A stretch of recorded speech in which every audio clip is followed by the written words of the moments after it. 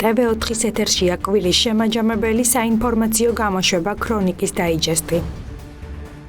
რუსთავში კიდევ ერთი მასშტაბური ინფრასტრუქტურული პროექტი თბილისის ქუჩის რეაბილიტაცია დაიწყო. პროექტი მოსახლეობას ნინო ლაცაბიძემ წარუდგინა. მასშტაბური პროექტის პირველ ეტაპზე სრული რეაბილიტაცია თბილისის ქუჩის ნომერ 4, მე-16 და მე-20 საცხოვრებელ კორპუსებს ჩაუტარდება. განხორციელდება ავარიული შენობების დაზიანებული ინფრასტრუქტურის სრული აღდგენა, რეაბილიტაცია და გამაგრება გაძლიერების სამუშაოები. პროექტის პირველ ეტაპზე რეაბილიტაცია ჩაუტარდება თბილისის ქუჩის შუა გამყოფ რეკრეაციასაც, სადაც საფეხმავლო ბილიკების სარწყავის სისტემა, გარეგანათება და სასვენებელი სივრცეები მოეწყობა. დაირქვება სხვადასხვა სახეობის ხელმცენარე. თბილისის ქუჩის რეაბილიტაციის პირველი ეტაპის პროექტის ღირებულება 3.282.091 ლარია და ცენტრალური ბიუჯეტიდან ფინანსდება. პროექტი რამდენიმე ეტაპად განხორციელდება და თბილისის ქუჩაზე არსებულ სხვა ავარიულ კორპუსებშიც განხორციელდება. თბილისის ქუჩას რუსთავისთვის მნიშვნელოვანი ურბანული და სატრანსპორტო დატვირთვა აქვს. განახლებული და რესტავრირებული ქუჩიდან ბენეფიტს საკმაოდ მჭიდროდ დასახლებული უბნის მოსახლეობის გარდა მთელი ქალაქი მიიღებს.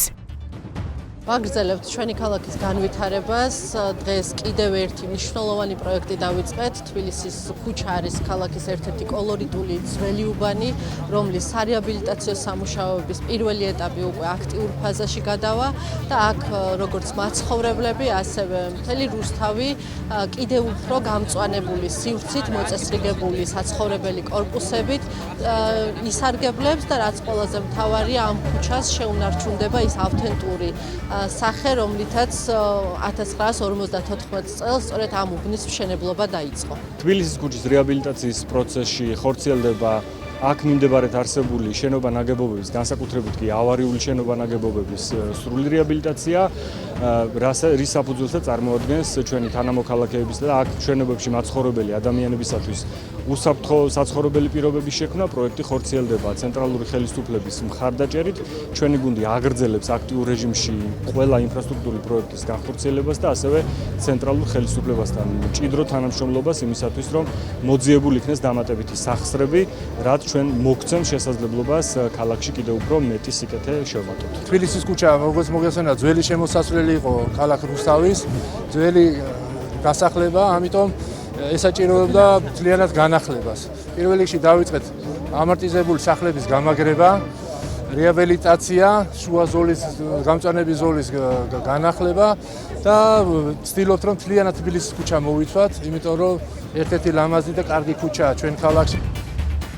საქართველოს პრემიერ-მინისტრი ირაკლი კობახიძე მთავრობისა და პარლამენტის წევრებთან ერთად ფოთში ახალგაზრდებს შეხვდა. მთავრობის მეთაურმა შეხვედრაზე ხელისუფლების ახალგაზრდულ პოლიტიკაზე, განათლების სისტემის ფუნდამენტურ რეფორმებსა და ქვეყნის მასშტაბით მულტიფუნქციური სპორტული ინფრასტრუქტურის განვითარებაზე გაამახვილა ყურადღება და აღნიშნა, რომ ახალგაზრდების მხარდაჭერა მთავრობის უმნიშვნელოვანესი პრიორიტეტია. ირაკლი კობახიძემ ხაზი გაუსვა სასწავლო პროგრამების საფუძვლიანად გადახედვის აუცილებლობას, რაც შეუწყობს ბავშვებსა და ახალგაზრდებში პატრიოტული სულისკვეთების ამაღლებას. მთავრობის მეთაურმა აღნიშნა, რომ საზოგადოებას უახლოეს მომავალში წარადგინება უმაღლესი განათლების რეფორმის კონცეფცია, რომელიც თბილისსა და ქუთაისში ახალი საუნივერსიტეტო ინფრასტრუქტურის შექმნასთან ერთად ქვეყანაში უმაღლესი განათლების ხარისხის თვისებრივად ამაღლებას ისახავს მიზნად. ახალგაზრდებს სიტყვით მიმართეს განათლების მეცნიერებისა და ახალგაზრდობის მინისტრმა გივი მიქანაძემ და ფოთის მერმა ბექა ვაჭარაძემ. საქართველოს პრემიერ-მინისტრი ირაკლი კობახიძე ინფრასტრუქტურის მინისტრ რებაც სოხაძესთან ერთად სახელმწიფო ინფრასტრუქტურული პროექტების განხორციელებაში ჩართული კომპანიების წარმომადგენლებს შეხვდა. შეხვედრაზე ქვეყნის მასშტაბით საგზაო და ინფრასტრუქტურული პროექტების განხორციელების პროცესი და ამ კუთხით არსებული გამოწვევები განიხილეს. მთავრობის მეთაურმა ხაზი გაუსვა ხარჯეფექტიანობისა და ინფრასტრუქტურული პროექტების მაღალი ხარისხით განხორციელების აუცილებლობას, რასაც განსაკუთრებული ყურადღება დაეთმობა. შეხვედრა კითხვა-პასუხის რეჟიმში წარიმართა. პრემიერ-მინისტრმა და ინფრასტრუქტურის მინისტრმა კერძო სექტორის მოსაზრებები და წინადადებები მოისმინეს და მათთან დიალოგის გაგრძელებისთვის მზადყოფნა გამოთქვეს. შეხვედრას სამშენებლო კომპანიების 150-მდე წარმომადგენელი დაესწრო. ქვემო ქართლის პოლიციამ სხვადასხვა დანაშაულისთვის ძებნილი პირი დააკავა. დაკავებული სამართალდამცავი ორგანოების მიერ ოჯახში ჩადენილი ძალადობისა და ოჯახის წევრის მიმართ არაერთ გზის მუქარიც ბრალდებით იძებნებოდა. ბათუმის საქალაქო სასამართლოს გადაწყვეტილებით დაკავებულს აღკვეთის ღონისძიების სახით პატიმრობა და უსწრებლად შეეფარდა. ბრალდებული გადაყვანილია პენიტენციურ დაწესებულებაში. უკანონო მიგრაციის წინააღმდეგ ბრძოლის ფარგლებში ჩატარებული კომპლექსური ღონისძიებების შედეგად დაკავებულია უცხო ქვეყნის 9 მოქალაქე. მათ შორის არიან ინდოეთისა და ნეპალის მოქალაქეები. დადგინდა, რომ ისინი ქვეყანაში იმყოფებოდნენ უცხოელთა და მოქალაქეობის არ მქონე პირთა სამართლებრივი მდგომარეობის შესახებ საქართველოს კანონით დადგენილ მოთხოვნათა დარღვევით. ამჟამად აღნიშნული პირები მოთავსებულნი არიან მიგრაციის დეპარტამენტის დროებითი განთავსების ცენტრში. მიმდინარეობს შესაბამისი პროცედურები მათი ქვეყნიდან გაძევების მიზნით.